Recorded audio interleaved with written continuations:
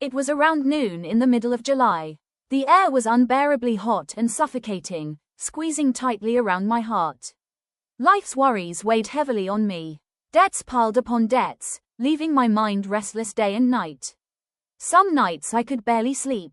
The house I rented to sell fruit was truly in a terrible location for business. The harder I tried to hold on, the more difficult things became.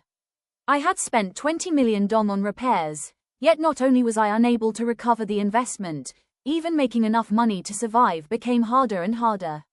Next to my house was a small grocery shop. I often bought food there to cook meals instead of going to the market. That day, inside a water tank, there was only one red tilapia fish left. Normally, I would have brought it home to deep fry for lunch. But when I reached my hand into the tank, the fish darted around wildly and I could not catch it. I used both hands, chasing it like a cat chasing a mouse, yet the fish struggled desperately and escaped every time.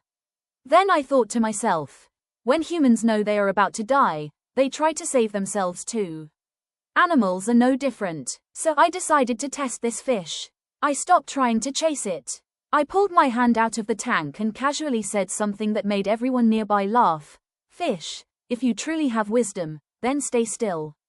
If I lift you onto my palm and you do not struggle, I will release you back into the river." Miraculously, the fish became completely still in the water. With only one hand, I gently slid my palm underneath and lifted it up. It lay motionless in my open hand. My palm was completely open. I was not gripping it at all. Even after holding it there for quite some time, the fish remained calm. The shop owner was utterly astonished. I had her weigh the fish and asked for the price. It cost 38,000 dong. She joked about how generous I was being, and then I placed the fish into a large bag filled with water. I rode my motorbike straight to the river. I parked on the bridge, took the fish out, and carried it gently in my palm while walking down a slope about 100 meters long. I softly told the fish not to struggle because I was about to return it to the river. Throughout the entire walk, the fish lay in my hand as motionless as if it were dead. When I reached the riverbank, I did not release it immediately.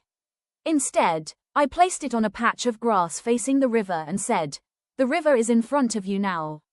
Crawl forward." Strangely enough, at that moment I truly believed this fish could hear and understand me. The instant I finished speaking, the fish began wriggling forward until it splashed into the water.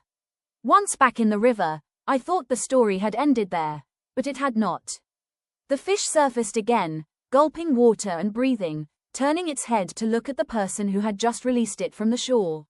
At that moment, I truly believed my thoughts about this fish were real. The fish continued floating near the bank without leaving, so I quickly crouched down, touched the water, and said, "Go on now. You've returned to the river. Leave quickly, or someone might catch you again and my effort to save you would be wasted." The fish flicked its tail once, dove beneath the water, and disappeared into the middle of the river. Who says animals do not fear death and cherish life? Who says they are foolish and unintelligent? Very few people would believe this story is true. Perhaps it is because they have never had the fortune to encounter intelligent animals capable of understanding human speech, and so they doubt such things. In truth, after releasing that fish, the very next day my father called to say he had won 4 lottery tickets, each worth 30 million dong. He gave me 40 million dong to help pay off my debts. By the end of that same month, he won 6 more tickets with the same prize amount. That meant 180 million dong before taxes, according to government regulations. Again, my father gave me another 30 million dong to help repay my debts. Life contains many wondrous mysteries. Sometimes small acts unintentionally create immense blessings. Who could have imagined that my father, a poor man who repaired bicycle tires and struggled daily just to afford meals, would buy 4 lottery tickets on credit and end up winning? In fact, he had been too afraid to take them because he had no money to pay up front. But the lottery ticket seller pushed the tickets into his pocket and insisted he buy them, even without immediate payment. Could it be that the fish dedicated this merit back to me? Could the fish somehow sense the sorrow and despair of the person who had released it because of crushing debts? Without such blessings, With mounting interest and dangerous loans piling up, I might never have been able to repay my debts while stuck in such a hopeless business situation. Among humans there are the rich and the poor, ordinary people and wise sages. Among animals there are also foolish creatures and highly spiritual ones.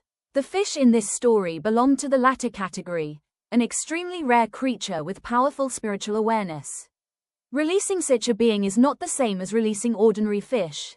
The blessings gained are far greater, and good fortune may arrive almost immediately.